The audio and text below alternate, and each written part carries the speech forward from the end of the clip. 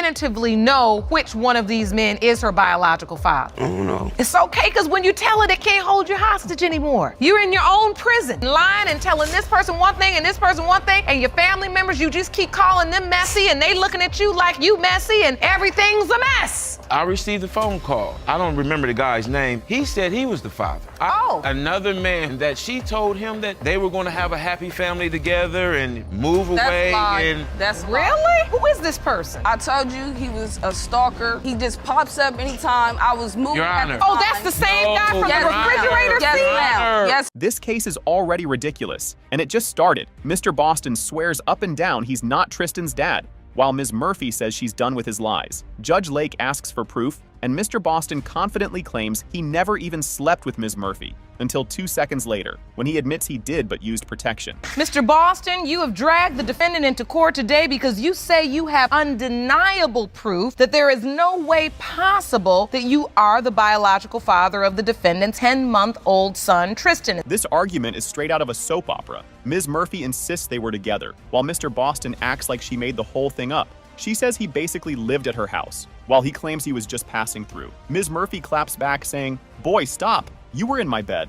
Your Honor, you have to have sex to make a baby. And I don't believe in, I don't remember even doing that with. Lies. You was at my house all the time, every day, every night, in my bed. Stop it. I mean, I'm not denying it like that, but I'm just saying. So what are you saying? Lying. He's lying, Your Honor, see? If things weren't already messy, Mr. Boston just made them worse. He says he didn't even know Ms. Murphy's real name. She says he was happy when she told him about the baby, rubbing her belly and smiling. But Mr. Boston claims he found out from some random person asking, "You know a girl named Teresa?" Turns out he only knew her as Bookie. He started coming over my house, spending the night, and we had sexual encounters plenty of times on several occasions in my bedroom. I found out you was pregnant. I was like, yes, I am. Your I'm Honor, 2 months. He rubbed my belly and everything. In the process of me being No, over a no. family member's house. That family member came in the house and told me, well, you know somebody named Teresa? At the time, I didn't know her government name. Only thing I knew was He's proof. lying. Mr. Boston switches up his story again, now saying there was a time gap that makes him doubt the baby is his. Ms. Murphy isn't having it, saying he was there the whole time.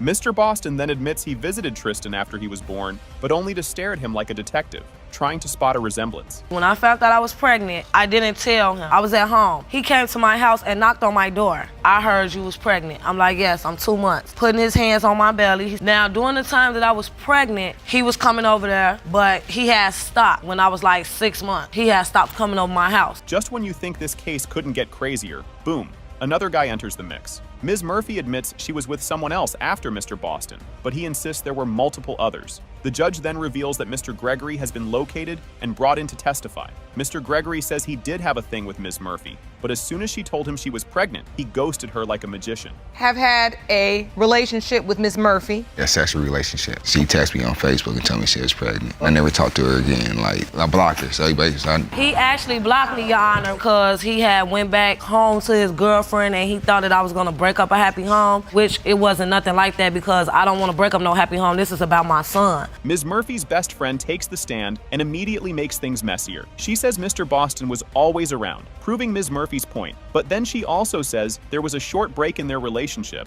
and that's when Mr. Gregory showed up. So now it's officially a circus. Who do you believe is Tristan's biological father? Mr. Boston. And why is that? Well, I was living with Teresa the whole time. So when he was saying he wasn't really coming over there that much. Right, he was. And he was sleeping on the floor. He was sleeping in my bed. Was Mr. Boston the only man coming over there within that 4-month period? When she was saying him, he was the only man. If you thought this case couldn't get any wilder, think again. The judge reads Mr. Gregory's results first, not the father. Then she reads Mr. Boston's results, not the father. The courtroom reacts like they just saw a shocking movie twist. Judge Lake asks the big question. Do you even know who the father is? It has been determined by this court, Mr. Gregory, you are not his father. It has been determined by this court, Mr. Boston, you are not the father. This whole thing was messy right from the start. Judge Lake introduces Sauces versus Payne, where Ms. Sauces wants Mr. Payne to take responsibility for their 10-month-old daughter, Aleliana. She says his mom put doubts in his head, and she wants his name on the birth certificate if the DNA test proves he's the dad. Ms. Sousis, you have dragged the defendant into court today because you say it's his mother's fault he's denying your 10-month-old daughter, Aleliana. You claim when the DNA results prove he is the father, you want the defendant's name added to her birth certificate. The drama kicked off fast with cheating accusations flying everywhere. Mr. Payne says Ms. Sousis went to the movies with another guy, but she claps back that he also talked to his ex and other girls. Basically, both of them were acting messy, and now nobody trusts anybody. The first day after we started talking, she went to the movies with some other guy, Facebook messages, telling her ex she loved him. But the next day you did something with another girl and you was just telling your ex you loved her, so what's the difference? You lying in court. You did contact your ex? Yeah, I said I care for him. I never said I loved him. He told his ex he loved her, and I did go to the movies with a boy. At first, Mr. Payne was excited about the baby, but then he started doing some sketchy math. Since they had just gotten back together 2 weeks before the pregnancy test, he suddenly wasn't so sure. His mom jumped in too, saying she had doubts about the whole situation from the start.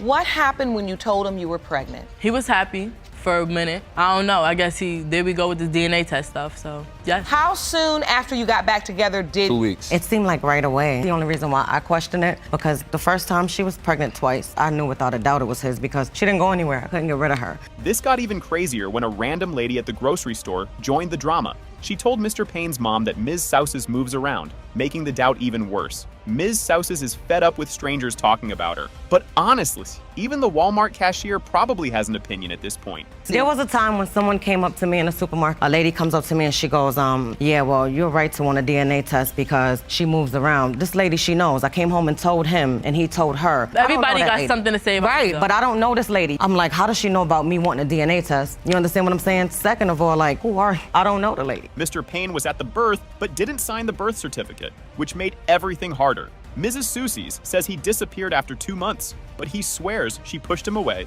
Meanwhile, his mom is like, we live in the same apartment complex. How do you disappear? He was there. He didn't sign birth certificate. Obviously, we're here now. He was there for like 2 months and then he just disappeared. No, I did not. She didn't want to be around me. We live in the same complex, so it's kind of hard to disappear. What's upsetting you the most? I've been doing this for so long by myself. It's like, I'm just fed up. Judge Lake sees how exhausted and mad Ms. Sousis is. She says she had to do everything alone, but Mr. Payne claims she wanted it that way. Just when things seem deep, they go back to arguing about nonsense again. It says like, it took you guys 10 months just to do this. Like, you kept it away, though. No, I did not. No, I did not. Don't do that. But that's how do I keep her away? He is there, and he does. But how do I keep her away? He does. I didn't do nothing at all. Got you it. disappeared. Not even you knowing. come in and out of life. It's not making no sense. All right, let's get some order. Let's get some order. Right. Ms. Sousis is mad because Mr. Payne didn't sign the birth certificate, making things way harder. His mom told him not to sign until a DNA test, which dragged everything out for 10 whole months. Now he says he's ready to be a dad, but will he actually follow through? Aleliana's birth certificate. Yes, that's another reason why I didn't let him take her as much. I told him if you have any doubts, sign it. If you have any doubts, get the DNA test first, like y'all doing now. And I had a doubt, and it's sad that it took 10 months. It's sad, yes. For it to happen, but at least it could happen today. And if good. All the way. 100%. You don't gotta say good, because I know what I'm gonna do. The room got so tense you could hear a pin drop. The DNA results come in, and boom. It has been determined by this court. Mr. Payne, you are the father. Thank you. This case was messy from the jump, and it only got wilder. Mr. Jordan says he got tricked into signing a birth certificate for a kid that might not even be his. Ms. Heim says he's the dad, but she also admits she cheated. So this is already a disaster. You claim the defendant tricked you into signing her daughter's birth certificate and being a daddy. But 2 years later, you were told that another man is her biological father. Because you want DNA proof you are not the father, so you can get your name removed from the birth certificate. Mr. Jordan is fuming because he says Ms. Heim straight up lied to him. She told him another guy already took a DNA test, so he never questioned it. Turns out that was a whole lie. And what happens next is even crazier. She tricked me into thinking that the other guy hadn't got a paternity test on Caitlyn. Because she told me, oh, he already got, that's why I know it's just you.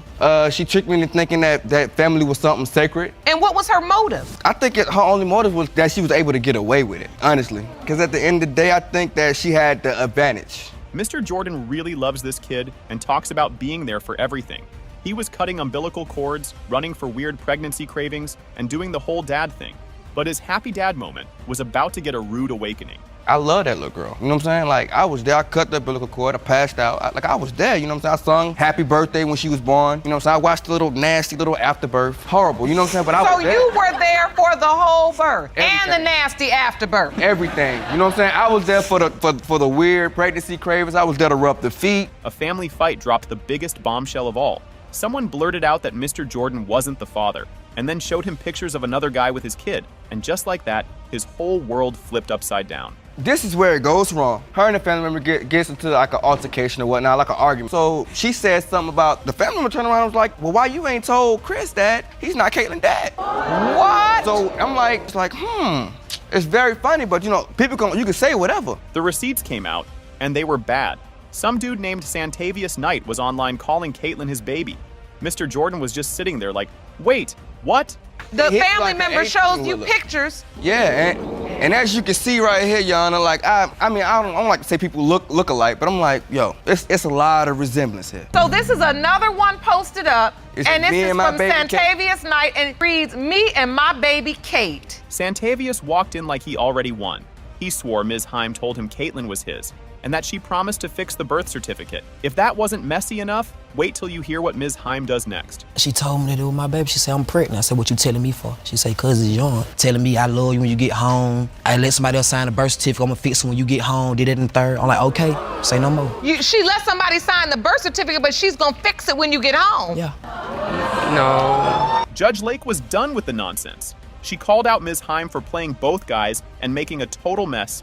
But the biggest twist was still to come. Definitively know which one of these men is her biological father. I don't know. It's okay, because when you tell her, they can't hold you hostage anymore. You're in your own prison. And that's why you're just spinning and lying and telling this person one thing and this person one thing. And your family members, you just keep calling them messy and they looking at you like you messy and everything's a mess. The whole room went silent as the results came in. The biological father is Mr. Jordan. This case is a wild ride from the start, so buckle up. Ms. Davies says her fiancé, Mr. Hunter, called off their wedding because of rumors and now denies their son Jaden. Mr. Hunter says he has every reason to doubt because of what he knows about her past. Ms. Davies, you say that after being with Mr. Hunter for 5 years, he's now given into lies and rumors about your past, scrapped your wedding plans, and is now denying your son Jaden. Canceling a wedding is one thing, but canceling it because you don't trust your fiancé, that's next level. Mr. Hunter says he's seen too much to go through with the wedding and won't believe Jaden is his until he knows for sure. You called off the wedding plans, Mr. Hunter? Yes, Your Honor, because things I've seen, I don't really trust the things she do. I've seen too much to keep going on with this, so I have to make sure that this child is mine. Well, Your Honor, we met like 5.5 years ago through a mutual friend. I would say that we were happy when we first got together. Ms. Davies really says, yeah, I talked to other guys, but only because he cheated first. Mr. Hunter says she started it, and suddenly, this case feels like a playground argument. The judge isn't impressed, and neither is anyone watching. Because Devon was out with other females. That's not true. I caught her first, so that's when I started. I caught her with her phone messages first, and then I started going out, stepping out. After I seen the text messages, the females calling my phone, then I decided that, okay, two can play that game, and I decided to go out and talk to someone else. And now for the bombshell. Ms. Davies admits she had a fling while with Mr. Hunter. Not only that, but she also wasn't always using protection. Mr. Hunter is now looking at her like he just realized his whole life might be a lie. Well, once I briefly had a relationship with the guy. We were sexually together a few times. Did you use Why protection? she with me? A couple times we did not, Your Honor. You find out you're pregnant? Yes, Your Honor. He was denying my son from the gate. He's No, like, are you sure it's mine? Mr. Hunter says people told him Ms. Davies was out at parties, acting real suspicious. She says she went out but denies doing anything shady. The judge reminds her she's already admitted to a whole lot. So why stop now? People tell me that she been hanging out, hopping in and out of cars. I had a friend that told me they went to a party one time and she hooked up with some guy at the party. That was around the time when the baby was finna be conceived. You just smirking, Miss Davies. I did go to parties, but as far as me hooking up with guys at a party, that is false, Your Honor. Mr. Hunter says he was at Ms. Davies' house, dozed off, and woke up to another guy and girl in her room. Ms. Davies confirms she was about to have a study session with them.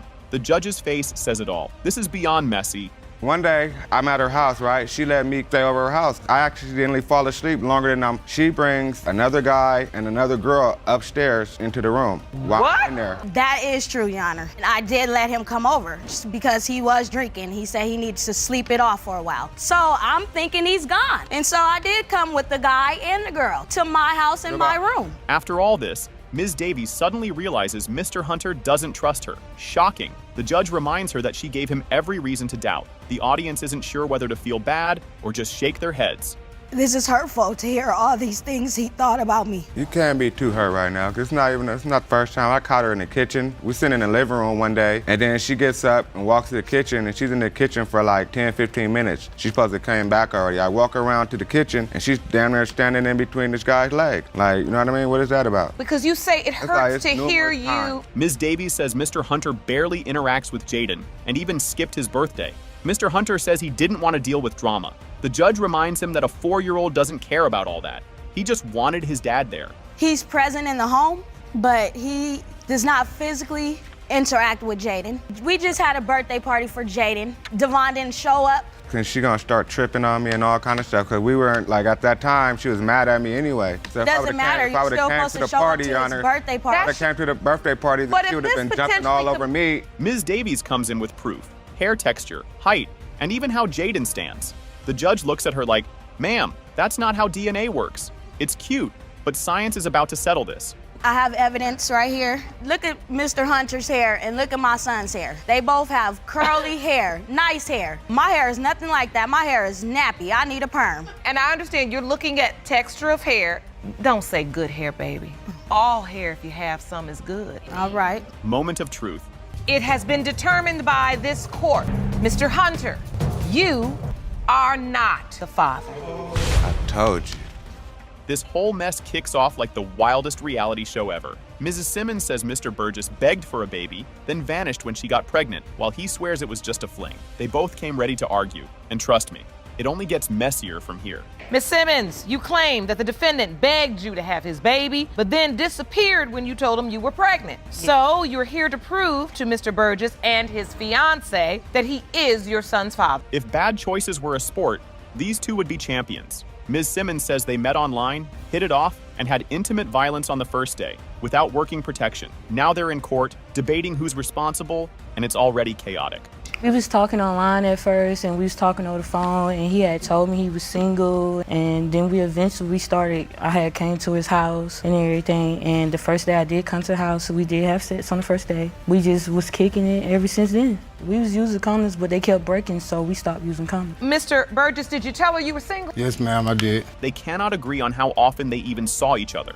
She swears she basically lived at his house, while he acts like she only popped by a few times. The yelling match kicks off, and it's clear they are not on the same page. We was always having sex. That's not true, Your Honor. When I met online, I talked to her once or twice. I got her number, and she came over maybe once or twice. You a lie. Started three times probably a week for up to between 2 to 3 months. No, you a lie. I was over there like almost every day. I was at your house. So how is it only twice or 3 times? Don't lie, because she's here. Mr. Burgess really pulls out a whole poster board to prove he can't be the dad.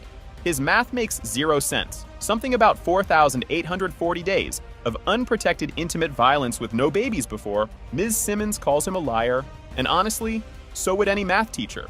3 is meaning when she came to my house, the first time she ever came to my house, it was within 3 hours of us having sex. She told me she was pregnant the next day. She was like, I'm pregnant. I said, how you gonna know that? She was like, I know my body. That's what she said. I never tell you I was pregnant until I had 2 pregnancies. So why you lying? Of having unprotected sex, I ain't never had no baby. Now, Ms. Simmons says he was the one who wanted this baby. She says he told her he wanted a daughter, then disappeared to Alabama.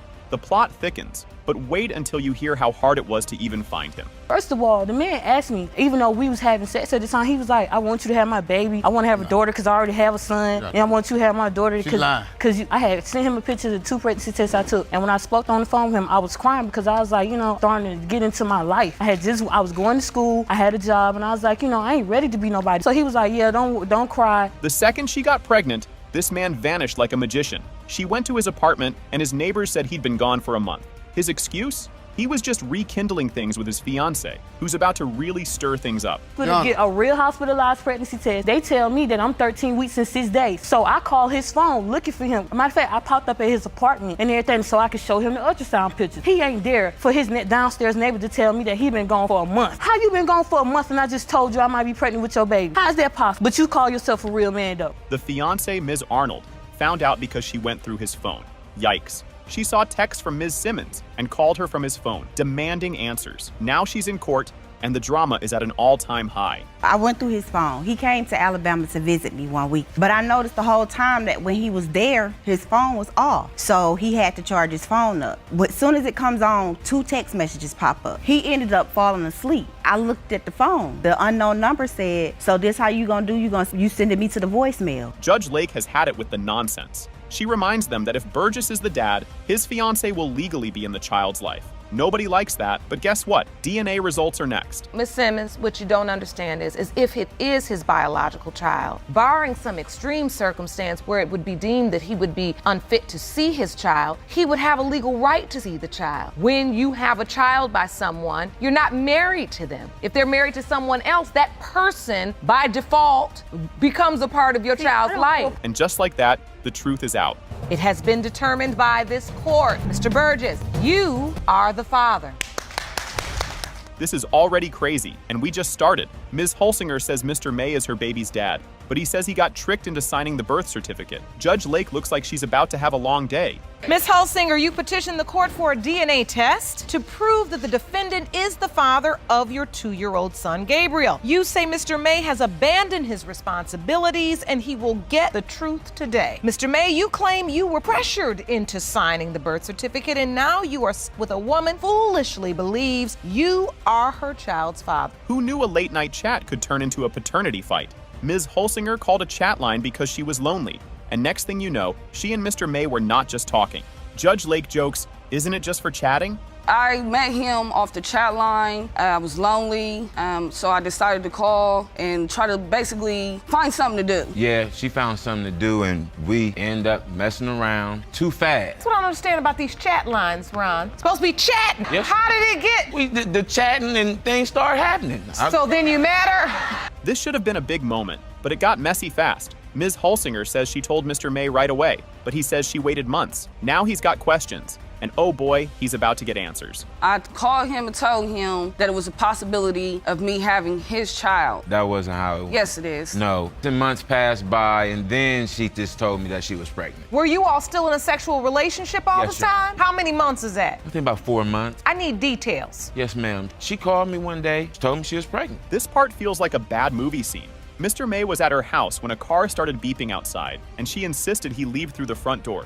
He went out the back anyway and found a random guy waiting. Yikes! One time we was upstairs in a room and hearing beep, beep, beep, beep, beep, beep outside, and it didn't leave. So she was asking me, was I ready to leave? About to go out the back door, she told me to go out the front door. Open up the back door, there's a gentleman right there. And he asked me, was I there for Mrs. Holsinger? I told him I wasn't there for Mrs. Holsinger. I was there for one of her family members, and I proceeded to walk on out the door. Mr. May's gut was telling him something wasn't right. He saw sketchy late-night texts on her phone, and a friend told him she was with someone else. Now he's really wondering if this baby is his. I'm seeing messages pop up on the phone. That led me to doubt too, not only the backdoor situation, but just text messages. A mutual friend had told me that he had been involved with Miss Holsinger. You know what I mean? And who was that? I wasn't even in a relationship, so why would I have to hide somebody's Why would she hide name and a herself, number? Your Honor? If there was a time to step up, this was it. But nope, Ms. Holsinger went into labor, and Mr. May was nowhere to be found. Judge Lake calls him out for disappearing at the worst moment. He wasn't there for me. My family member actually had to go and get him so he could come up there and see my son. And I had my doubt. That's why I wasn't willing to just go catch the bus or get a ride or anything. And you know that there is a potential that the child could be yours. Even if Spidey sense has been activated and you've seen other, why wouldn't you show up for the birth? I had my doubts, Your Honor. This man says he only signed because her family kept saying, "Look, the baby has your nose." Even though he had doubts, he just went with it. Big mistake, because things are about to get even messier. I see here, it says you signed the birth certificate too. Yes, How did Your that Honor. happen? Pressure. He has your nose. He has your head. What you gonna do now? This, that. Let me just be a man. Let me sign the birth certificate. If it's mine, I'm gonna deal with it. Did you know when you signed that certificate? Did you understand Yes, Your Honor. that you would be now Yes, Your the Honor. legal father of this child? Yes, Your Honor. Plot twist. Another guy called Mr. May and said he was the real dad. Ms. Holsinger says that guy was a stalker, but at this point, nobody knows what to believe. I received a phone call. I don't remember the guy's name. He said he was the father. Another man that she told him that they were going to have a happy family together and move away. And That's Really? Who is this person? I told you he was a stalker. He just pops up anytime I was moving. Your at the Honor. Oh, time. that's the same guy from Yes, the ma'am. refrigerator Yes, scene? ma'am. Yes. Her story started changing fast. At first, she said she was only with Mr. May, then later admitted there was another guy 1 week before. Judge Lake's face says it all. This just got worse. Were you intimate with anyone else around these dates? Maybe a week between. Oh, which week? I would say the week of the 13th. So the week of the 13th, you were intimate with refrigerator guy? Yes, Your Honor. After all this drama, here we go. It has been determined by this court. Mr. May, you are the father. Another one of his family members had texted me. He said, Trey's cheating on you, which we call him Trey, but his name is John. Me, I was hurt. And so I went to be by myself at the pool area where I was at the time. A guy walked up to me and he's like, well, you look like you need somebody to talk to. Do you want to go to my camper and talk? Over a man who's taking advantage of both of you, and then you sit up and say you don't feel some kind of way because I see too much. If he just leave me alone, I'll be all right. He don't just slip on a banana peel and land between your legs. No! This case went from 0 to 100 real fast. Mr. Rash believes his wife, Ms. Fuentes, has been cheating everywhere, even with 5 brothers from the same family. He's forgiven her multiple times, but now questions if the kids are even his. Just when things can't get wilder, Ms. Fuentes drops a bombshell. The guy tattooed on her body. Yes, Your Honor. The drama escalates when Then, she reveals another man is waiting outside because he might be the real father. Mr. Rash looks stunned as the courtroom collectively gasps. Before anyone recovers, another mess unfolds. She did it because she was out partying instead of parenting. The courtroom watches like a tennis match, unsure who to believe. He took the kids and wouldn't let me see him for over 6 months. He would not let me talk or see to my kid. That's what he wanted to And think. go have fun and party. This is the kind of moment you pause to process. Ms. Fuentes admits to hooking up with one of 5 brothers during a 4th of July picnic while her ex was in prison. Mr. Rash is furious, questioning how she could love one brother but sleep with another. Even the judge looks exhausted by the madness. Because she had called me and asked me and said when. Enter Mr. Judd, one of the many brothers, casually confirming he slept with Ms. Fuentes. When asked if he thinks he's the dad, he shrugs, saying, nah, the kid don't look like me. Judge Lake reminds him DNA doesn't care about looks. Mr. Judd already seems to regret showing up. What was the nature of your relationship? Pretty much just family friend. Mrs. Judd takes the stand and shocks everyone by saying, she didn't sleep with all my sons, just some of them. The audience loses it. She actually likes Ms. Fuentes. Mr. Rash is visibly stressed, just wanting to know if the kids are his. He says he's been there from the start and hopes for confirmation. The audience sympathizes but braces for the results. The tension is thick as Judge Lake prepares to reveal the truth. What do you want from today? What is it? Just want my kids to be mine, and I'm just gonna continue to do what I'm doing. Mr. Judd, you... This story is straight up messy from the start. Mr. Brown says he found an intimate violence tape of his wife with another man, and now thinks the baby isn't his. The court is about to bring in that guy, and things are about to get even worse. Mr. Brown, you say there is no way you are Amira's biological father. After finding a sex tape of your wife with another man, you now intend to prove he fathered Amira. Mr. Brown found the video because their kids grabbed Ms. McKinney's phone, and he snatched it just in time. He played the video, saw something nasty, and shut it off real quick. Now the courtroom is about to meet the star of the show, the other man. One day, the girls, they like snatching her phone. So they grabbed her phone. Before they could even get into the video, I grabbed it and it pressed play. And I seen the beginning of the video and I didn't see what I liked, so I just disclosed it. I didn't watch the whole video. What was in her phone? Scrolling through her pictures, whatever. And before they could even get to it, I grabbed the phone. Oh, because you knew it was something inappropriate. Yeah, it didn't look like a video, so I clicked on it. I didn't like what I seen and I disclosed it. The man from the tape, Jonathan Fowler, walks in like nothing's wrong. He admits he had a year-long thing with Ms. McKinney and met her while her husband was right there. This just keeps getting messier, and now Ms. McKinney's story is falling apart. Mr. Brown found a sex tape of his wife and you. Well, when I first met Miss McKinney, we was talking on the dating site, and the day I met her, Mr. Brown was present, but they wasn't together. But I seen them face to face. Oh! The dates are not adding up at all. Ms. McKinney told Fowler she was pregnant in June 2017, but he says they stopped hooking up months before that. Nobody knows what's going on, and the judge's face says it all. Me and Miss McKinney met up, and she told me she was pregnant in June of 2017, summer. What did she tell you exactly? And she's ready to give birth. So who did she say the father was? She didn't tell me I said it was complicated. I believe it was complicated because, like I said, I was back and forth with him and him. What's April 9th, and Amira was born April 9th. Mr. Brown refused to sign the birth certificate, and so did Ms. McKinney. She didn't want him on it because of child support, and now everyone is confused. If you think this is bad, just wait for what's next. When Amira was born, where were you? Were you there? I was present. Did you sign the birth certificate? No, I did not. I refused to let him sign it. I said no because Amira didn't look like me. That's why I said no. That too. Why did you refuse? Because since we're married and I get public assistance, they're gonna try to hit him with child support. But you all were legally married. So why would he have to be on the hook for child support if you're legally married? I didn't want him to sign a birth certificate. The results drop, and boom. It has been determined by this court. Mr. Fowler, you are not the father. Thank you. This case is straight up wild from the start. Fisher regrets signing the birth certificate because Doyle just told him he might not be the dad. He loves them both, but his whole world is about to flip upside down. Mr. Fisher, you claim you made the biggest mistake of your life by signing the birth certificate for 2-month-old Sophia. You say your fiance dropped a bomb on you just 1 month ago and admitted you may not be her father. Doyle explains how she got tricked into thinking Fisher cheated, so she went and did the same thing. Turns out, Fisher never cheated, so she ruined everything for nothing. This is some next-level bad decision-making. I was on vacation with one of his family members in Florida, and another one of his family members had texted me. He said, Trey's cheating on you, which we call him Trey, but his name is John. Me, I was hurt, and so I went to be by myself at the pool area where I was at the time. A guy walked up to me, and he's like, well, you look like you need somebody to talk to. Do you want to go to my camper and talk? So Fisher was clueless until after Sophia was born, and then Doyle finally spilled the truth. He had already bonded with Sophia, so this news crushed him. And just to make it worse, he had proposed while she was keeping this secret. The day that I found out she was pregnant, she had threw up like 3 or 4 times because she was feeling sick. We purchased the pregnancy tests. She took them. One had a faint line, and then one had both lines. And I was happy. That was the best day of my life.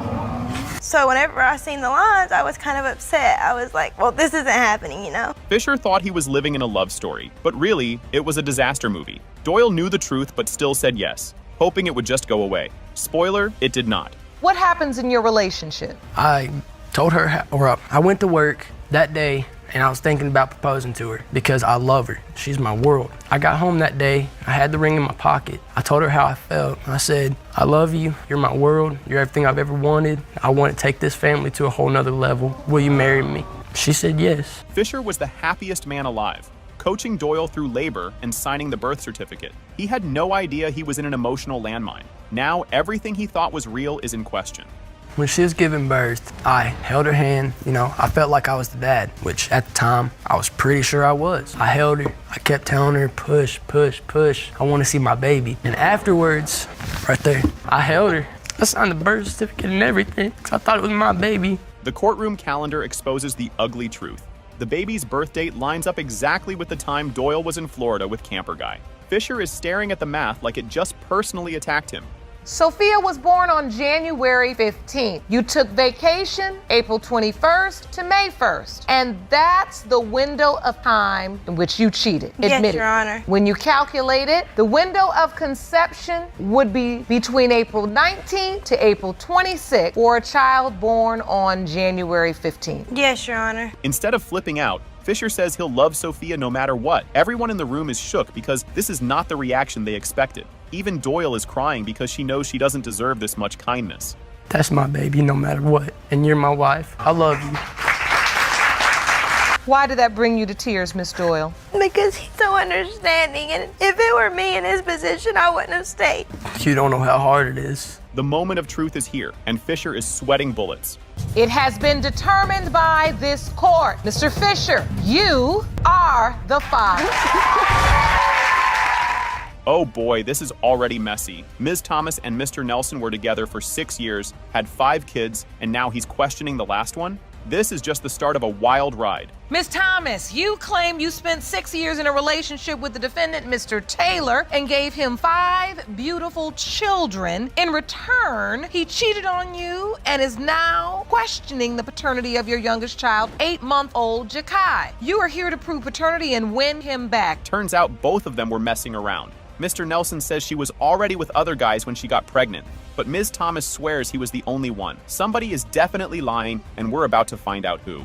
It was good in the beginning when we first started having children. And then after that, it's like me and her started like both doing our own little thing. And we was already about to split, but she ended up getting pregnant. But at that time, she was already messing around with other guys. So I didn't know what to believe. It was rocky, but I was not sleeping with different men. Mr. Nelson was the only one that I was sleeping with at the time, especially during my conception date. Ms. Thomas says he cheated the whole time. She stayed because of their history, but he claims the relationship was already over. If that's true, why is he still acting so mad?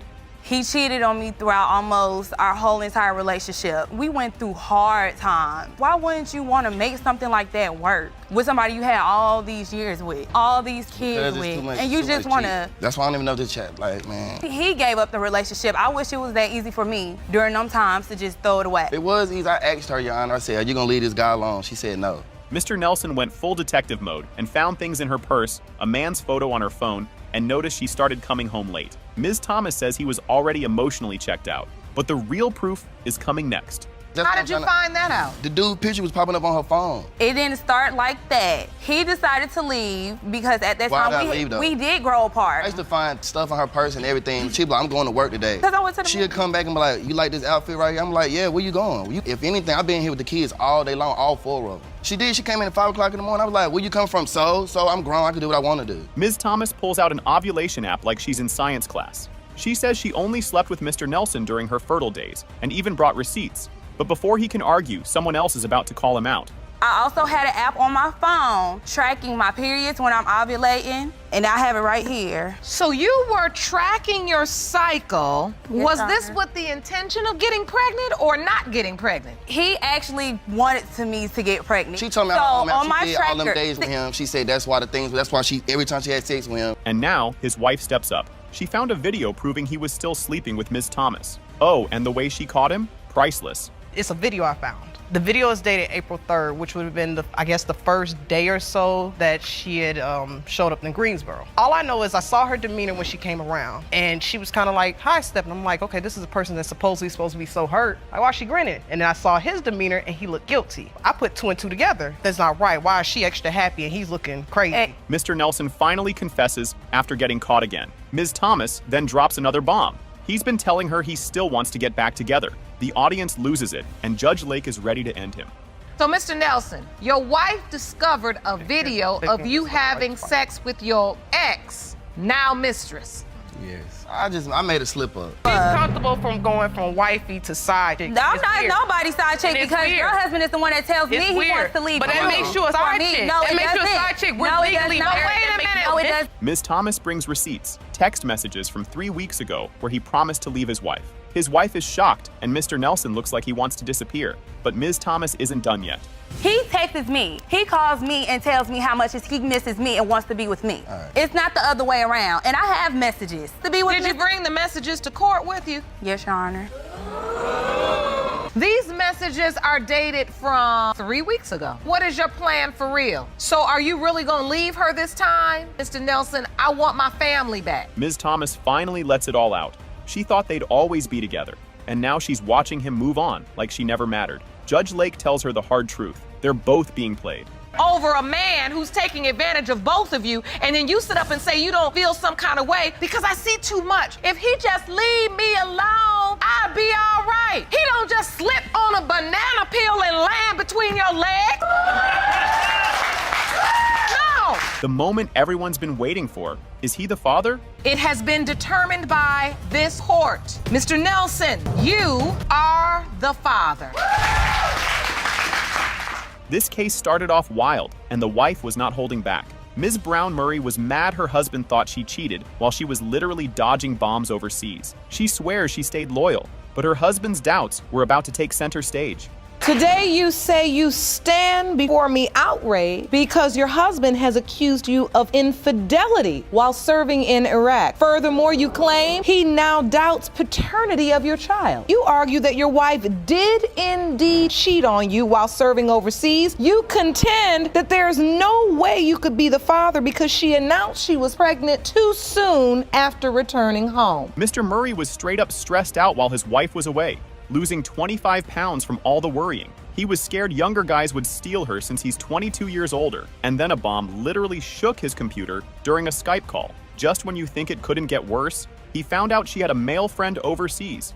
She went overseas the day after Valentine's. What made it scary for me, first time me being alone in another state with no family. Is she still gonna have love for me? It's a lot of men's on basically younger men's. Keep in mind, I'm 22 years older than my wife. So that has a lot to do with my being guilty or bad conscience. Oh boy, here we go, the just a friend excuse. Ms. Brown Murray says the guy was only a buddy, but her husband wasn't buying it. To prove his point, he brought in a mystery witness to spill some military secrets. Yes, because I guess he was scared because I had a friend while I was over there. I mean, I built a friendship with a friend, so I guess that's the reason why he... Well... A male friend? Yes. And it was also a judge. While I was there in the apartment complex, I met a few people. Lex has 85% of military people either still active or not. He said, what you really, this is when I really got worried. The anonymous military witness was so dramatic, it felt like a spy movie. He claimed cheating was super common on base and that soldiers live by the rule. What happens on base stays on base. Ms. Brown Murray shut that down real quick. But then Mr. Murray pulled out his next big clue. Well, first and foremost, I don't want to bring any discredit upon the military because the actions of soldiers, they do not reflect the military. There are a lot of times where you join the military and you're away from home, and so the first thing you can do is cling to people who are around you. You develop a camaraderie. Pretty much what goes on base stays on base. Mr. Murray went full FBI mode after hearing his wife giggle on the phone, saying he's not stupid. He thought she was mocking him and hiding something, but she said he just doesn't get guy-girl friendships. Then, out of nowhere, he dropped the biggest bomb. He didn't even think the baby looked like him. She's talking to him. I heard her tell him he's not stupid. She ain't talking to her mother like that. She ain't talking to her sister like, who are you talking to? She said his name. And I said, she said, the man called you. I said, well, who's he calling stupid? And she said, you? What? And I said, why would he call me stupid? Because you got new shoes and you're excited. Now, the baby drama really kicked in. Mr. Murray had low sperm count, his baby looked nothing like him, and his wife got pregnant way too fast. The only way to settle this? A DNA test. I had doubt. I had man's discharge is unusual, and the doctor told me years ago that it had something to do with my sperm cells were weak. When she got home, it happened so fast. It has been determined by this court that you are her father. Thank you. This was totally insane. Mr. Webb wakes up from a coma and finds out Ms. Forrest is pregnant with a baby that could be his or her husband's. Now he's here ready to fight for full custody. You have been waiting 2 years for this day. You claim the defendant, Mrs. Forrest, left you for dead only to find out once you got out of a coma that she was pregnant and that the baby could be yours or her husband. You and your husband are here today desperate to put an end to this drama. You say you have no doubt your daughter's biological father is indeed your husband. This whole thing is messier than a spilled milkshake. Ms. Forrest met Mr. Webb while her husband was in trouble, and they hit it off. She left her husband, and they didn't use protection, which led to, well, this.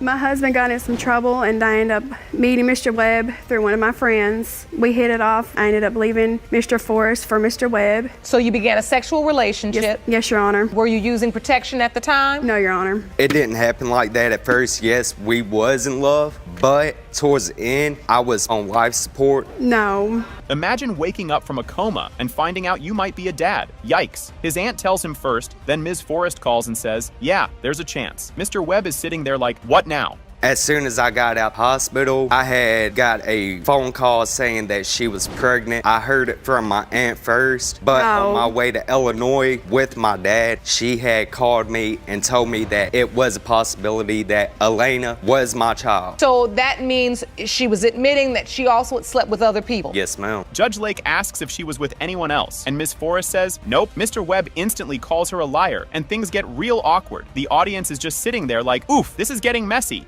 Were you sleeping with anyone else besides Mr. Webb and your husband? No, Your Honor. That's a lie, But when Your you Honor. called Mr. Webb and said, I'm pregnant. Which I didn't get back to Miss Forrest until after Travis had done left, or Mr. Webb has done left. I have a letter from my mom where I was on life support when she came to drop off my stuff. Which we were already she had broken moved up by into then. a motel. Ms. Forrest claims she only slept with her husband when the baby was conceived. But Mr. Webb says, no, we were together right before I went into the hospital. The dates are all over the place, and now nobody knows what to believe. My daughter was born on May 9th of 2013. And then you take it back 9 months later, that takes it to the week of August 26th through August 31st. August 26th through August 31st, you were sleeping with your... Just my husband. The thing about it, Your Honor, is the day that before I went on to life support, we did have sex. Mr. Webb finds out about the baby through Facebook.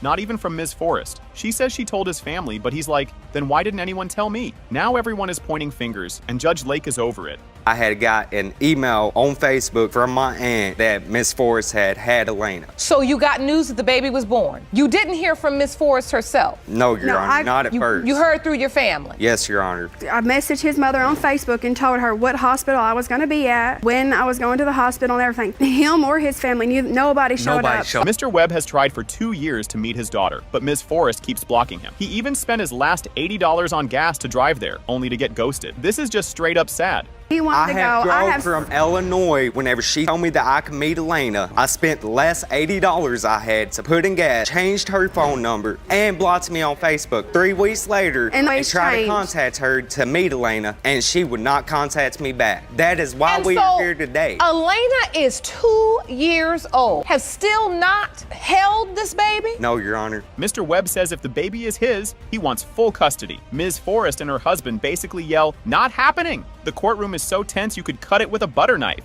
This DNA test proves that I am Elena's father. I will fight for my full custody rights. And I will fight you for custody. There's no way he is getting my daughter. So, Mr. Forrest, you're convinced you're Elena. Well, he is. Oh, wait.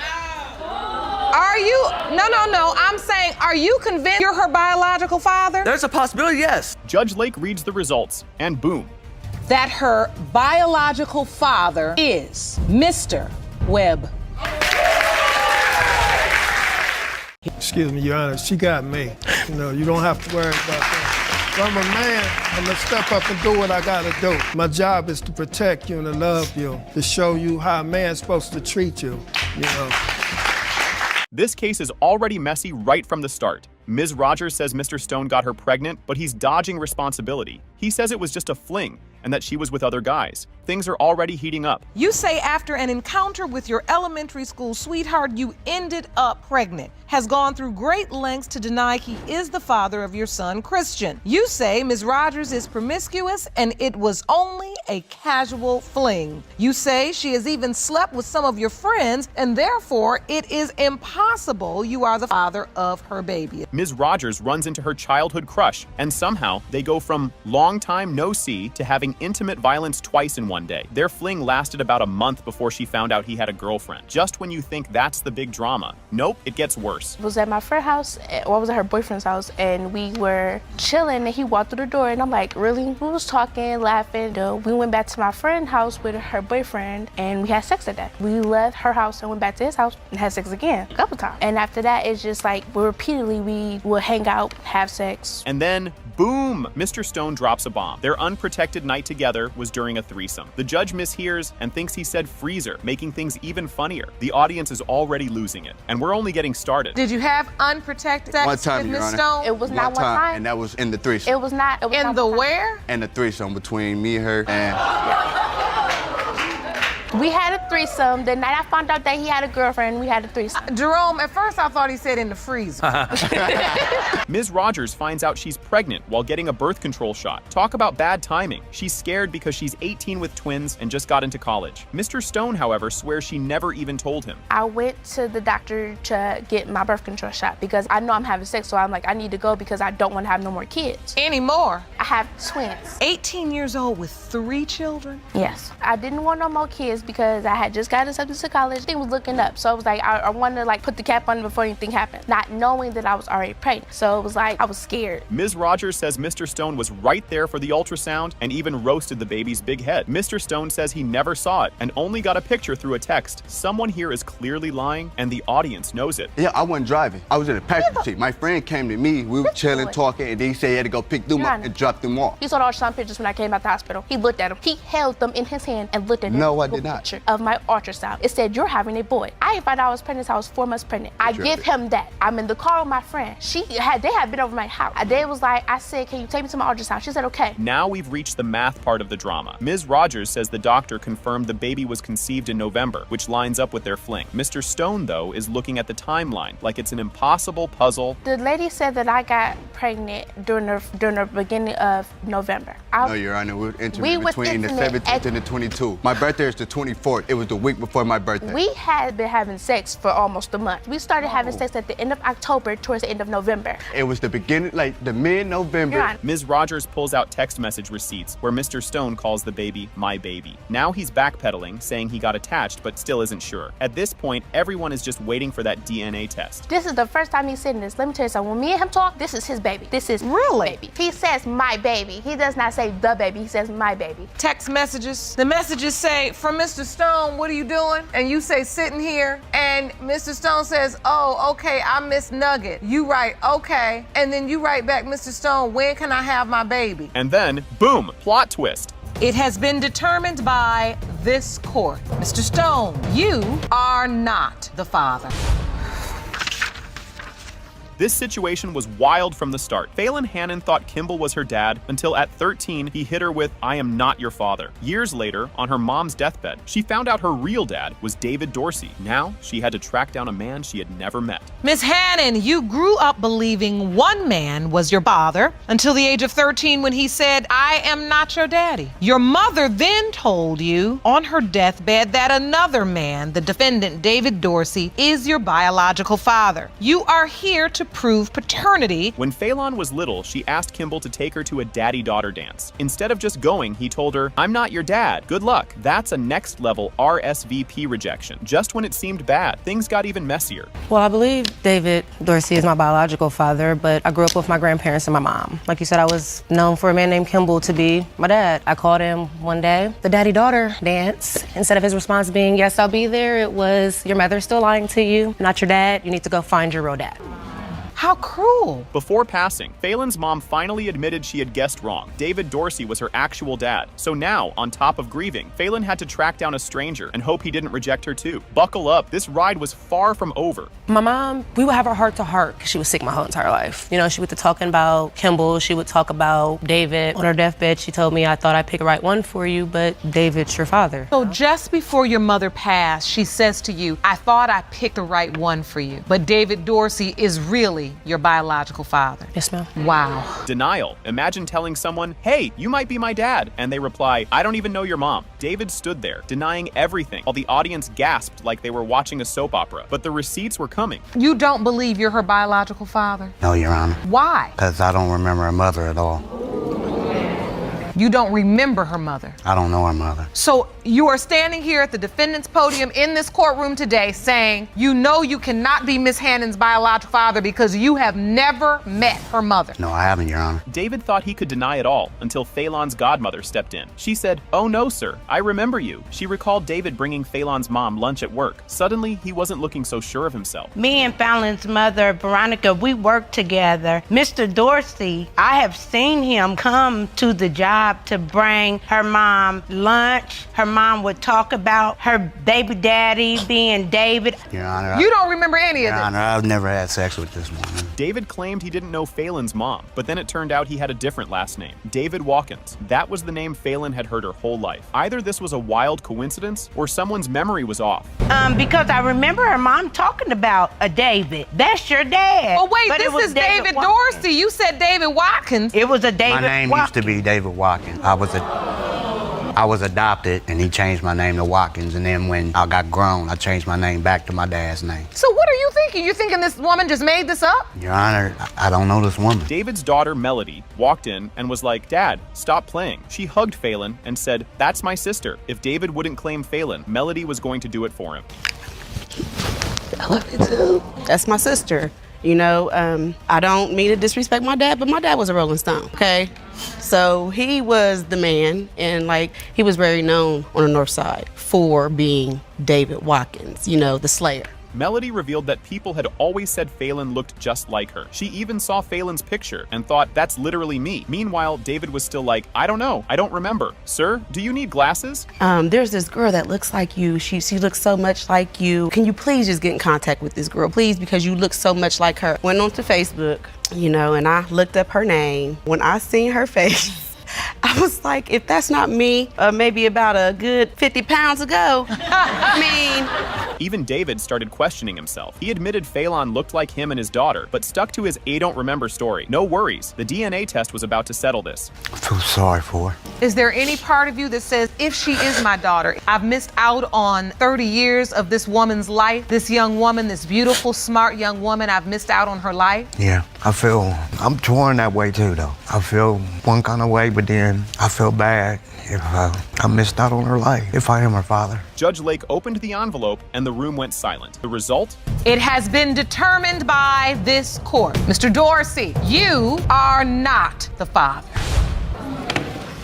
This case is already a mess before it even starts. Miss Lockridge is 100% sure Mr. Tidwell is the father of her 10-month-old son, King, so she dragged him to court to prove it. Meanwhile, Mr. Tidwell looks lost, claiming they weren't in a real relationship and saying someone else must be the dad. Buckle up, this is just the beginning. Ms. Lockridge, you've dragged the defendant, Mr. Tidwell, to court because he has refused to acknowledge your 10-month-old son, King. You are 100% sure he's the father and claim today's results will prove your case. You say you were never in a serious relationship with Ms. Lockridge and you were stunned when she told you she was pregnant. Dispute. If confusion was a sport, these two would be gold medalists. Miss Lockridge says Mr. Tidwell has been a total ghost. No diapers, no clothes, no visits. She's taken long trips just for him to see the baby, and he still barely tries. Mr. Tidwell swears they were just hooking up and calls her obsessed. Oh, buddy, you have no idea what's coming. Your Honor, Mr. Tidwell does not have a relationship with my son. The only time he's actually seen my son is when I've made it a convenience for him and brought him to him. That means traveling 4 hours on bus. He hasn't helped with diapers. He barely helped with any clothes,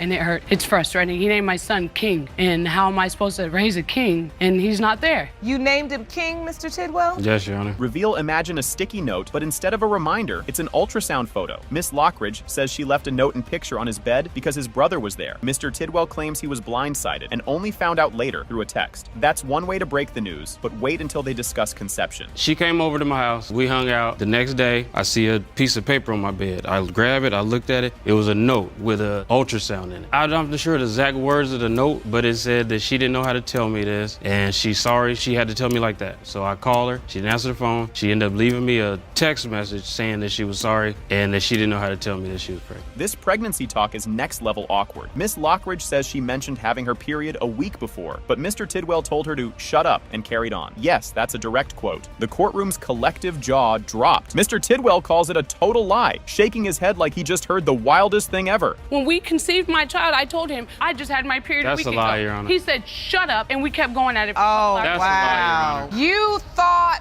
that he wanted or didn't mind if he got you pregnant. I mean, he just got another girl pregnant 4 months prior, and I asked him, what you gonna do about it? He said, if it's mine, then I'm gonna take care of it. So next time I come over, heck yeah, I'm excited. This is the part where the audience starts shaking their heads. Miss Lockridge kept him updated on doctor's appointments and even sent baby heartbeat recordings. He still didn't show up. She went through 36 hours of labor alone, and a nurse had to get special permission to stay with her. And just when you think he looks bad, it gets worse. He didn't care about, I texted him when I was every doctor's appointment. I even sent him voice recordings of the heartbeat, all that. Like, when I had my son, I was in labor for 36 hours completely by myself, to the point where the nurse that was with me, she had to call the doctor and ask the doctor if she could stay with me because I was by myself. This is like a game of telephone gone wrong. Mr. Tidwell's mom says Miss Lockridge ditched the baby on them for 2 weeks. Miss Lockridge says she asked them to watch him while she worked. Mr. Tidwell swears she disappeared and later returned with a mystery man. The drama just keeps piling up. I don't understand how a mother could actually leave her child with that she doesn't really even know very well for 2 weeks. It wasn't and 2 get on the weeks. It was plane Thursday and to go Tuesday to Nevada, saying she had No a modeling explanation. job. Just all of a sudden, just jumps up and leaves this baby with us. We took care of the baby at that time. I call her, I'm like, when are you coming back? Like, I have stuff to do too. I have, you know what I mean? All of a sudden, boom, she was there. This debate is like an episode of CSI Baby Edition. Miss Lockridge presents baby photos as evidence, swearing King looks exactly like Mr. Tidwell's family. She even calls him an Ethiopian baby. Mr. Tidwell's mom isn't convinced, but all this arguing won't matter once the DNA results come in. So here's the first picture. That is my son, King. And here is the second picture. That is Mr. Tidwell. The thing that catches me up is he looks like his side of the family. He looks like an Ethiopian baby. Really? Yes, he does to me. That's King. And the next photo is Mr. Tidwell as a baby. Look at the earmarks, the ear tags. There's nobody else. Do you see a resemblance? No. If you placed a bet, you might want a refund. It has been determined by this court. Mr. Tidwell, you are not his father. This episode is wild from the start, and the drama is real. Miss Salvo is sure Mr. Gonzalez is the dad and says she was only with him, but he's like, nah, she was with my best friend too. Now they can't even agree on how many times they hooked up. She says once while drunk, but he says at least 6 times while engaged. Oh, and he got caught naked in her mom's kitchen, and she just said, wow. It was more than 6 times. I started off with her mom, so we would go over, we'll drink, started kissing, we started touching on each other, we went to the room. I was thirsty. Did you use protection? No, ma'am. I went to get something to drink in the kitchen. I was naked. Her mom saw me. Her mom was like, wow. Mom didn't get mad at me or nothing. She admits she had a boyfriend at the time and thought he was the dad. But when she saw Amaya, she thought, nope, this baby looks Hispanic. But let's be real, a dimple isn't a paternity test. It's about to take the mic. When that baby was born, diapers, baby carrier, everything. What? A crate, a crib. A crib. Her fiance, Miss Millender, says she's Amaya's real parent. She says, I feel like the daddy, but I don't even got the equipment. Now it's time for the big reveal. Miss Salvo says you've been there too. Results are in. Mr. Gonzalez, it has been determined by this court. This was one of the saddest things ever. Mrs. Watts tells the court how both of her sons were ambushed and eliminated. Just when you think things can't get worse, there's a whole other problem. Mrs. Watts, you are here on behalf of your deceased son, Alex, who was tragically murdered just a few months ago. I'm very sorry for your loss. You stand here on his behalf because you doubt he fathered the defendant's 20-month-old son, Caden, and you have asked for a DNA test to determine the truth. Losing her sons was bad enough. Now she has to wonder if Caden is really her grandson. She explains that Alex never fully claimed the baby, which makes her suspicious. Now she needs a DNA test to get the truth. I was told that my son Alex had been taken to the hospital in critical condition. When I got to the hospital to see Alex, he had passed. He had died on arrival. This has been very difficult for me. I am so very sorry. Where you have now had to live with the doubt as to whether or not this beautiful little boy, Caden, is in fact your grandchild. Yes. Ms. Cheryl is 100% sure Alex is the dad. She even shows a cute video of Alex and Caden together. But then, the court digs into her past statements, and things start looking sketchy. The relationship was like a father and son bond relationship. They were like 2 peas in a pod. Alex loved Caden to death. Yeah, because like, you don't hear what I'm saying? You mad at me now? You want to annoy me? I don't care. Mrs. Watts brings out a text where Ms. Cheryl admits she wasn't sure who the dad was. The courtroom reacts like they just saw a plot twist in a movie. And trust me, it only gets messier from here. Alex's, and she said that she didn't know she needed a DNA test. She sent it to me in a text message. Do you have that text message? I do. And you ask, question, are you pregnant by Alex? And Miss Cheryl responds, I don't really know, I don't believe so, but at this moment, I don't know, I have to get a blood test. Caden's birth certificate doesn't even have Alex's name on it. On top of that, he doesn't even have Alex's last name. The judge and audience are side-eyeing Ms. Cheryl hard right now. On the birth certificate, there is no father's name listed. Caden's last name is not your last name. I gave him a friend of mine's last name only because I didn't want to give him a female's last name. When the time came for me and Alex to get a blood test, I told him we can go down to the court, and we can get his last name changed, no problem. Alex's stepdad steps up and says Alex never mentioned Caden. He points out that Alex took a DNA test for his first daughter, but never did for Caden. The doubt just keeps growing. If somebody got a child, they gonna say, well, this is my baby. Here, mama, look at my baby. He never mentioned I have a baby on the way. No, I just started seeing pictures like this. I'm like, well, he got a baby. Alex has another daughter. Yes. Saying that this is my child. Yes. But Alex also got a blood test with his daughter also. They did get a blood test with her too. Boom, the results are in. It has been determined by this court. The percentage of relatedness between Ms. Lita Watts and Caden is 0.006%. You are not related. This case was wild from the start. Mr. Jenkins says he found his long-lost daughter, but Ms. Bond is like, who is this man? The whole courtroom is already confused, and it only gets crazier. Mr. Jenkins, you reached out to the court to open a case. You believe that you have a long-lost daughter and hope to one day find her to prove you are her father. So we've located the woman you believe is your daughter, and she's here in court today. Imagine some random guy showing up saying he's your dad. Yep, that's Ms. Bond's life today. She shows her birth certificate like a receipt, proving his name isn't on there. Jenkins, however, isn't backing down that easily. So this is your birth certificate? Yes. Under father's legal name, nothing is recorded. Yes, Your Honor. But you were raised by a man that you believe, you were told was your biological father. Yes, he died in a car accident in 1999 with my mother, and I believe that that was my father. So, Ms. Bond, ultimately, you come to court today completely in the dark. Yes. Jenkins pulls out an old ultrasound pic like it's a VIP pass to fatherhood land. He says he went to doctor visits and saved the photo for 24 years. Ms. Bond looks at him like he just tried to sell her a time machine. It's an ultrasound picture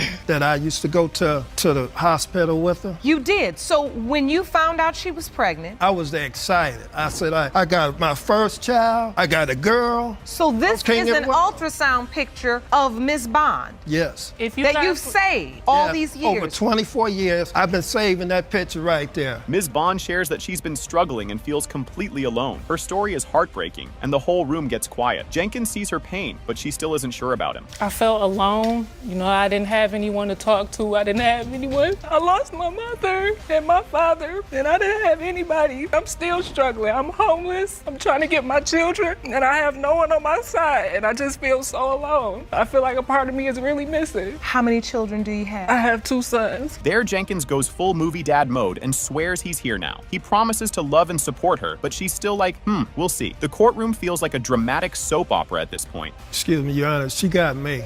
You don't have to worry about that. If I'm a man, I'm gonna step up and do what I gotta do. My job is to protect you and to love you, to show you how a man's supposed to treat you,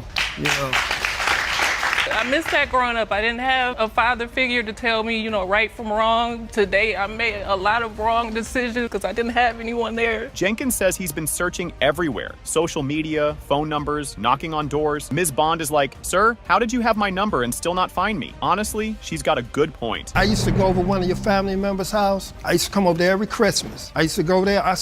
Kept me out on the porch. Played crazy on me. Played like she didn't know who I was. I knocked on doors. I like to submit one more thing to the court, Your I have Honor. a Facebook page. If you went for social media, you could have found me. I did everything I could do. I've been looking for you over 24 years. That's one of your numbers that I have. Jenkins says he lost touch again after her mom died, and the search restarted. Ms. Bond basically tells him, that's sad and all, but you could have tried harder. She's not wrong, and the tension is real. I talked to her on the phone, and she said, in the next week or so, I'll let you see Andrea. I said, how she's doing? She's doing pretty good. A week later, I called her back at that number. Heard some bad news that she was in a bad car accident. Here we go again. Now it's starting all over again. She got killed in the car accident. You could have came to the funeral. Still don't feel like you're my father. I'm sorry.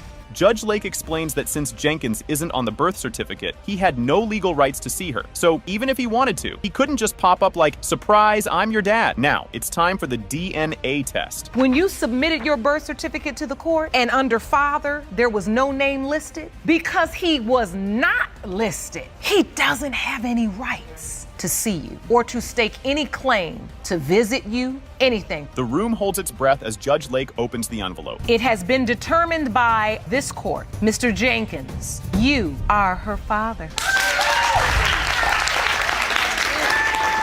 Well, me and Miss Beckley had separated. We were co-parenting. We were still good friends. That's not true. We had sex, unprotected. It wasn't baby making sex. It was angry sex. It's not about baby making sex. Sex is sex. It was angry sex. Sex is sex. Whether it's baby making, love making, hate making, sex is sex, and she's still here as a baby. This was some months later when I got to my apartment. I unlocked the door with the key. So at that point, I had a sliding walk-in closet. I heard my closet door slide open. When I got inside, I went right to the closet, opened the door. She standing up there naked, had my man in my house. Get ready, because this case brings drama right out of the gate. Judge Lake introduces Beckley versus Allen, a paternity case packed with tension. Ms. Beckley says Mr. Allen fathered her 1-year-old daughter, Idale, but he insists she's wrong. To make matters worse, it's straining his relationship with his fiancée. Ms. Beckley, you are in court today to prove Mr. Allen is the biological father of your 1-year-old daughter, Idale Beckley. Yes, Your Honor. You say Mr. Allen has only seen his daughter one time since she has been born,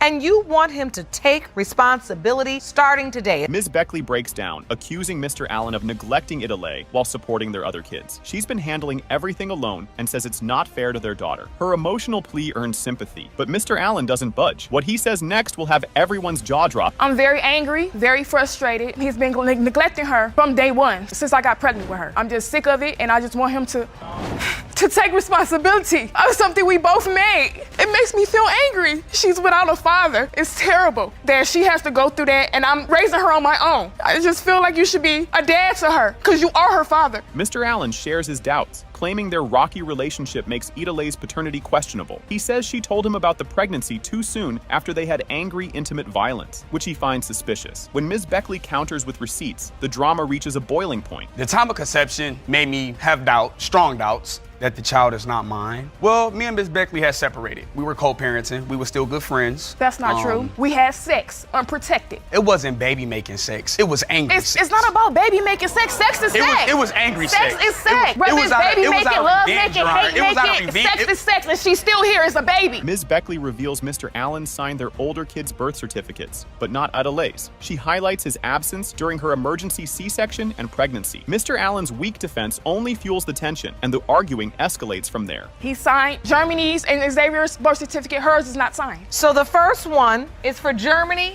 Jacqueline, and Allen. Father's name's there. Second one, Xavier, Dantes, Tyrell, Jerome, Allen. Father's name is there. Third one, Italy, Lisa, Alexandria, Beckley. No father listed. The accusations fly as Mr. Allen says he's asked for DNA tests, but Ms. Beckley calls it a lie. Their back and forth blame game turns chaotic until Judge Lake steps in. Her sharp remarks bring both sides to a halt. She denied me the DNA test not once but twice. That's what gave me further doubt. For the fact that the way she told me that she was pregnant was too fast. The baby went full term, April 1st. The baby was due March 11th. I didn't go full term. I had her at 36 weeks. My due date was at April 1st. I had her at March 11th, emergency C-section. She was not full term. Judge Lake interrupts to call out the dysfunction, warning that their behavior harms Idale. She urges them to prioritize their child over their arguments. Her blunt words are a wake-up call for everyone in the room. Because I'm starting to understand what's going on here. Arguing and dysfunction and yelling, and you all do this well. And this little girl is the one suffering because she's a year old with no father.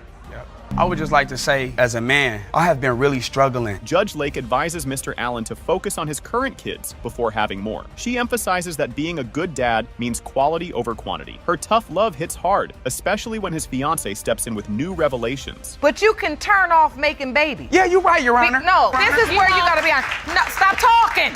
This is real. Yes. You seem like an upstanding young man. Most definitely, and you Your seem Honor. like you have good intentions. Yes. I'm not gonna feel sorry for once you knew there was a potential that Miss Beckley's baby was yours. Mr. Allen's fiance, Cheyenne Montgomery, claims a neighbor heard Ms. Beckley name someone else as the dad. Ms. Beckley denies it, and their heated exchange feels like a soap opera. Just when it seems like it couldn't get wilder, the DNA results come in. Say, Your Honor, she has told Darius that he was not the father. It's been said that she's told another guy he was the father. Okay, y'all got proof of that, and y'all fiancés with a ring at. You Judge, have I'm no not business. talking That's to why you. you're here. You speak with Because you're focus, worried don't about. speak Was to you me. in the bed with me when we had her? Let's get some order. Take a breath. It has been determined by this court. Mr. Allen, you are the father. Told you. You too, fiancé. Okay, buckle up, because this is one wild ride. Judge Lake opens the case of Webb versus Forrest, and it's already juicy. Mr. Webb thinks he's the dad of Ms. Forrest's baby, even though she's married. Her husband is here to prove otherwise, and things are about to get messy. It's like watching a soap opera, but you can't change the channel. You have been waiting 2 years for this day. You claim the defendant, Mrs. Forrest, left you for dead only to find out once you got out of a coma that she was pregnant and that the baby could be yours, her husband. You and your husband are here today desperate to put an end to this drama. You say you have no doubt your daughter's biological father is indeed your husband. Things heat up fast when Mr. Webb says he'll fight for full custody if the baby's his. Ms. Forrest claps back saying, "Not a chance," and suddenly it feels like a courtroom version of a WWE match. The audience leans in because you just know this is going to get even crazier. My intentions are to fight for custody rights if she is my daughter. Well, that's my daughter, and you ain't getting her. My husband got in some trouble, and I ended up meeting Mr. Webb through one of my friends. We hit it off, and then I ended up leaving Mr. Forrest for Mr. Webb. So you began a sexual relationship? Yes, Your Honor. And were you using protection at the time? No, Your Honor. All right. Now here's where it gets awkward. Ms. Forrest admits she started dating Mr. Webb after her husband got in trouble. She also spills that they didn't use protection. Oops, Mr. Webb says he had no idea she was seeing anyone else. And suddenly, you realize this love triangle has more twists than a pretzel. It didn't happen like that at first. Yes, we was in love. I was on life support. No, that's not how it And happened. As soon as I got out the hospital, I had got a phone call saying that she was pregnant. I heard it from my aunt first. She had called me and told me that it was a possibility that Elena was my child. Get ready for some wild accusations. Mr. Webb says Ms. Forrest was acting shady, with missing money and disappearing after work. Ms. Forrest denies it all, but the details don't exactly paint her as innocent. At this point, it's clear Trust was not invited to this relationship party. She was working at the time. Some of her check would be coming up missing every time she would get paid. No. She would get off at 10 o'clock. It would take at least 15 minutes to get home, but she would come in at 11 to 11:30. It took about 45 minutes to get from where I was So working. it was missing time and missing money. Yes, Your Where Honor. she was MIA. Yes, Your Honor. All right. This part is bananas. Mr. Webb says he was literally on life support when he found out Ms. Forrest might be pregnant with his kid. Imagine waking up from a coma to that news. Talk about a plot twist. The timeline doesn't add up though, and now it feels like everyone's playing a game of who's the daddy. That is a statement from my mom, and he was there the very next morning in a motel with her. We were already broke up. We've done called it quits. We done And called me it and, well, after they done broke up like 3 days before he ever went to the hospital. He's in the bed on life support, and now you have reconciled with your husband. Yes, Your Honor, but I tried to see him. His mother would not let me see him. And now we're doing math. Ms. Forrest says she figured out the conception window and was only with her husband then. But wait, Mr. Webb drops a bomb. They were together right before he went to the hospital. Judge Lake looks like she's solving a Sudoku puzzle as she connects all these messy dots. My daughter was born on May 9th of 2013. And then you take it back 9 months later, that takes it to the week of August 26th through August 31st. You were sleeping with your... Just my husband. The thing about it, Your Honor, is the day that before I went on to life support, we did have sex. What day did you go into the I hospital? went into the hospital on August 26, 2012. Hold up, it gets worse. Mr. Webb says he found out about the baby from his aunt, not even from Ms. Forrest. She says she told his family on Facebook, which doesn't sound like the best way to share baby news. The audience can't decide who's right, but everyone agrees this is the most awkward family drama ever. The reason I have not been there, Your Honor, I had got an email on Facebook from my aunt that Miss Forrest had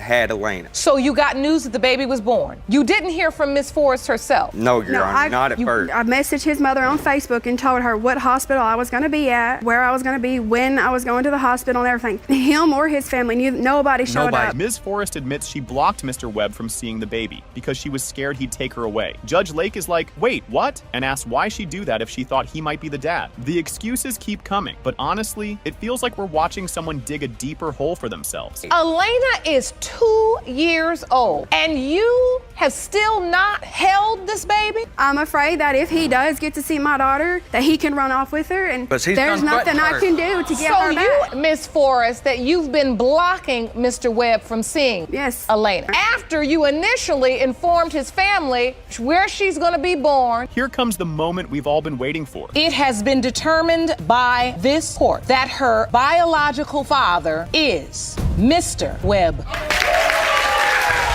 This case is starting off bananas. Miss Kavanaugh is back in court after 2 guys were ruled out as her baby's dad. Now she's accusing her mom's friend, Mr. Spence, of being the father, and the audience is gasping like it's a soap opera plot twist. Buckle up. This drama's only getting messier. Miss Kavanaugh, you appeared in our courtroom previously and tested 2 men as potential fathers of your 1-month-old son, Malcolm. Unfortunately, neither turned out to be his biological father. Yes, Your Honor. You believe Malcolm's biological father is a good friend of your mother's, the defendant, Mr. Spence. Yes, Your Honor. Miss Kavanaugh drops the tea. She purposely tried to seduce her mom's friend by dressing provocatively and asking for rides. Oh, and she was drinking like a fish the whole time. The crowd's reactions, pure Thanksgiving dinner level shock. But wait, Mr. Spence's version of events adds even more chaos. I started calling him up asking for rides, to the grocery store, to get stuff from my house, and subconsciously I was trying to try to seduce him. I was wearing inappropriate things around him. In all honesty, I was drinking a lot. I don't know if I did it for a challenge or because I was wanting attention. It was just...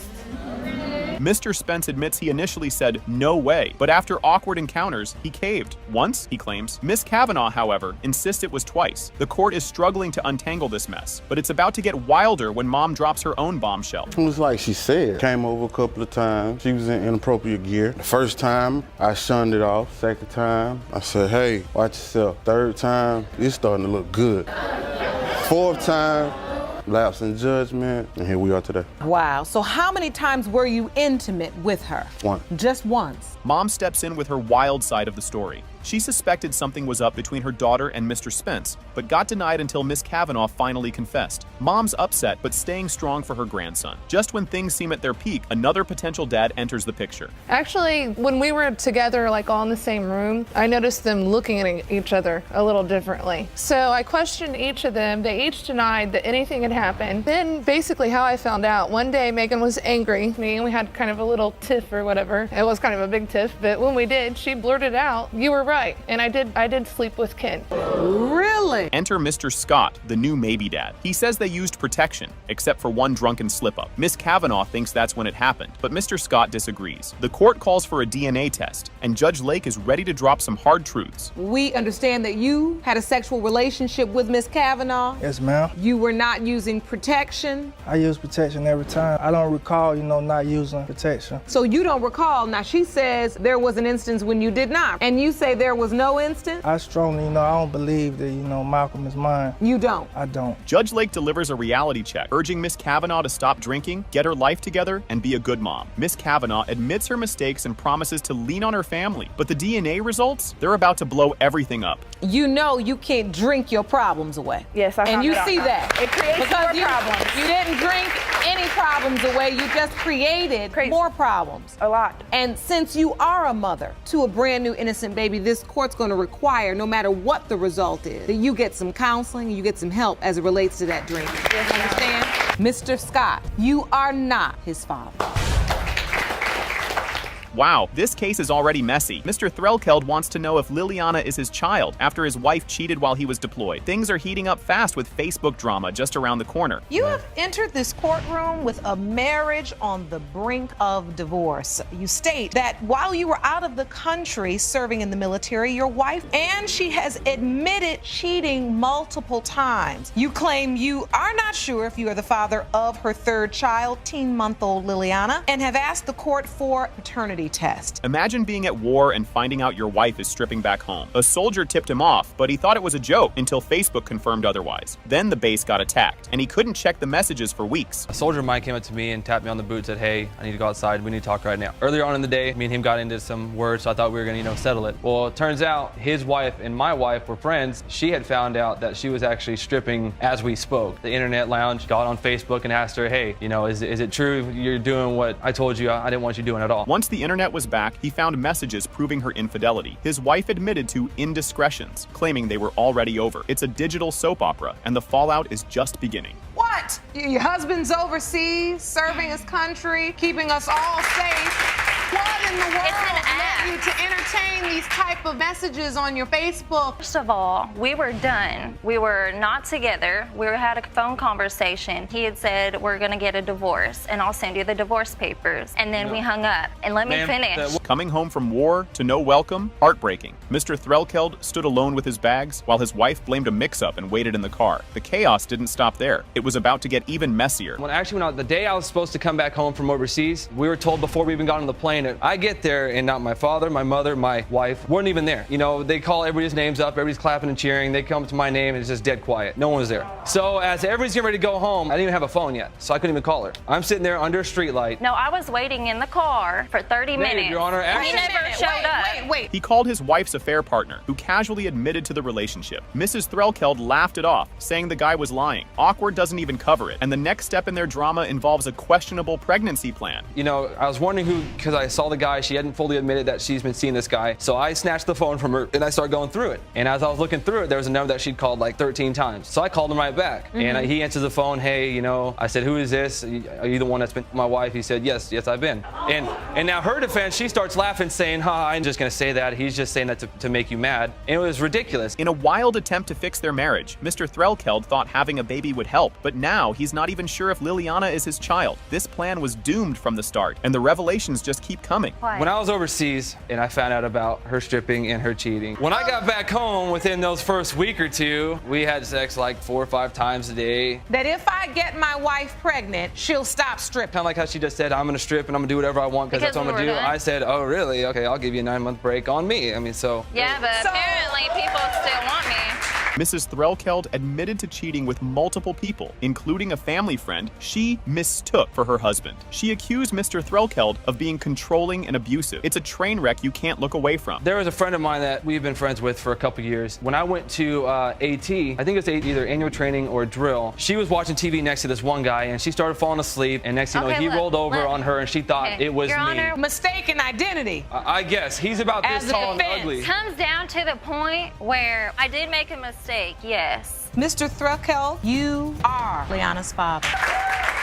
This story starts wild and only gets wilder. Judge Lake introduces the case of Robinson versus Long, where Miss Robinson accuses her mom, Ms. Harms, of lying about her real dad. Ms. Harms insists Mr. Long is the father, but Robinson isn't convinced. It's a family mystery that's only getting messier. Ms. Robinson, you're back in court today because you say your mother, Ms. Harms, has continued to commit paternity fraud. She's now claiming her ex-boyfriend, Mr. Long, is your biological father, but you believe she's lying. You say your daughter's suit has no merit, and today you will prove Mr. Long is her father. Drama explodes as Miss Robinson recalls discovering Mr. Moore isn't her dad, despite her mom's claims. Ms. Harms' confidence crumbles under the truth, and the tension is palpable. It's like a soap opera in real life, and the drama is just getting started. I hope he is my daddy. I really do. Because I really need a dad. I really, really do. I've always told her who her dad was. It's not Mr. Moore. Mr. Moore, you are not her father. Oh my God. Dude, who is my daddy? I can tell you, he ain't your dad. But no, I'm lying. So let's go get the other one and come right back here and do this again. I'll tell you. Miss Robinson accuses her mom of giving her random names for her dad, while Ms. Harms sticks to her story that Mr. Long is the one. Their heated exchange is like a ping pong match, and neither is backing down. The argument is about to go nuclear. Your Honor, I feel that my mother has been committing paternity fraud my whole life. I've never got a straight answer on who my father is. 2 or 3 guys, no certain name. I'm too old for this. Excuse me, Your Honor, that's a lie. I've always told her who her father was. Mom, you never told me who my father was. My mom kept secret. Gave me names of who be my I've father. always told you from birth, sweetheart. That Miss Robinson shares the pain of growing up without knowing her dad, feeling left out at school events. She says she's worked hard to be there for her kids in ways she never had. Her mom's defenses fall flat against Robinson's raw honesty. It's a heart-wrenching moment. Me in school, doing sports, basketball, soft, never nobody showing up to my game. Sitting there, all my friends got parents there, I have nobody. I had a baby at 18 and one at 20. It has not been a day that I have not been there for my children 1,000%, not 100. And I know who their fathers is because I wasn't promiscuous. I was with those, that's it. I'm not gonna sit there and let her say that about me. I'm not cheesy like that. Things heat up as Miss Robinson blames her mom for her struggles, while Ms. Harms insists she did her best. Judge Lake steps in to calm the chaos and refocus on resolving their issues. The drama is irresistible, and Mr. Long's testimony is next. That's your fault, though. No, it ain't. She get mad at me. She won't let me see my granddaughter's son, my great-grandson. You never let me see my daddy, though. I never saw my grandparents. I didn't even hear about him until I was 10. What, you act like you couldn't have went? I told you always knew who you was. Where was I gonna go at 10 years old? Marietta, I would knock on Mr. Long's door. He would have thought me take dead. her over there every time we went, every summer. Mr. Long finally speaks, revealing he'd been told he might be the father, but had doubts due to family drama. Ms. Harms accuses him of lying, claiming she brought the baby to his house. The back and forth feels like a wild family reunion. So why does a woman send you a picture of a baby if she's not saying you the father? Right, she didn't say I wasn't the father. She said I was the father, but I had doubt because, she was supposed to be sleeping with someone else in my family, which was a cousin. In supposedly. the family. And then some more guys in the neighborhood. So that's where the doubt came in. Does state that what you said was true. He did receive a picture. Yes, ma'am. Miss Robinson recalls learning about Mr. Long when she was 10 in the most unceremonious way. Her mom casually mentioned it, adding to years of conflicting stories. It's the moment that sets the stage for the final revelations. I'd never heard of Mr. Long until I was 10 years old. I walked past her in the kitchen. She looked at my body and she stopped me. She said, "Jennifer, I gotta tell you something. I gotta tell you that when I was younger, I went to Marietta, Georgia, and I slept with a boy named Anthony Long." She said, "Your body looked like theirs. You look like his sister." Of course, I blew that off because I look like him, and him. The DNA results are in. It has been determined by this court. Mr. Long, you are her father. Ms. Jackson brings her ex-boyfriend, Mr. Brown, to court to prove he's the dad of her 26-year-old daughter, Tanika. She's had enough of him denying it, blaming a messy love triangle with his wife as the reason. Oh, and by the way, she's also asking for $20,624.08 in child support. You've dragged your ex-boyfriend to court to prove he fathered your 26-year-old daughter, Tanika. You claim he's denied her since birth because you were caught in a love triangle with him and his wife. 1 week ago, you reopened your child support case in which you state Mr. Brown owes you $20,624.08. Yes, Your Honor. Ms. Jackson spills the tea about meeting Mr. Brown at a club where he told her he was single and ready to mingle. Spoiler alert, he wasn't. Things hit the fan when his wife, Ms. Brown, caught them together. And let's just say it wasn't a friendly meet and greet. I met him at the club and we started talking, we started dancing. He told me he'll be back. When he left with his wife, Miss Brown. I asked him who she was. He told me if she was just a friend. So he came back to the club. We danced, we partied, and then we went to the apartment. Is that an apartment? It was an apartment, Your Honor. Whose apartment? It was their apartment. Ms. Jackson remembers the awkward moment Ms. Brown walked in on her and Mr. Brown in an apartment. She thought she was the only one, but surprise, Ms. Brown wasn't out of the picture. This whole mess kicked off years of back and forth fights. She left, and then later on, we were still in the apartment. I didn't know that he was dating her because he told me they had broke up. Having sex, unprotected. Yeah. You say Ms. Brown walks in. That was my apartment, Your Honor. No, I didn't. So Ms. Brown, what happened? Me and the wife was having problems. It was much later when I caught her in the house with him. Ms. Brown explains how she walked into her house, heard the closet door sliding open, and found Ms. Jackson hiding inside, naked. The closet moment is peak chaos and proof that this triangle is more like a tangled up knot. After that, this was some months later, when I got to my apartment, I unlocked the door with the key. So at that point, I had a sliding walk-in closet. I heard my closet door slide open. When I got inside, I went right to the closet,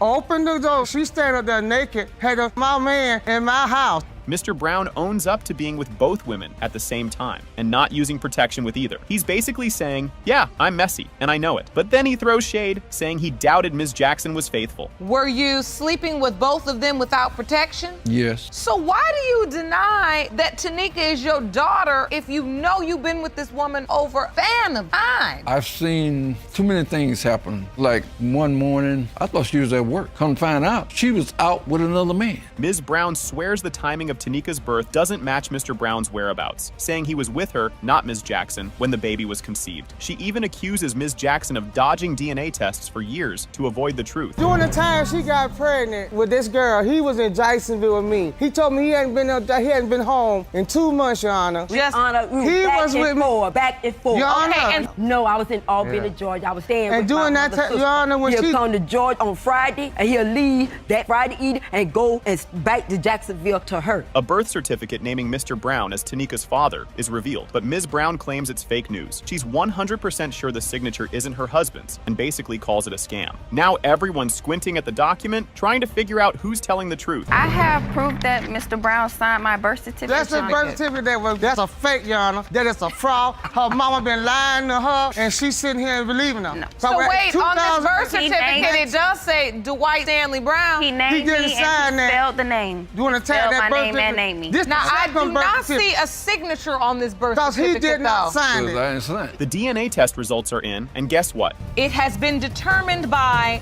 this court. Mr. Brown, you are her father. Jesus.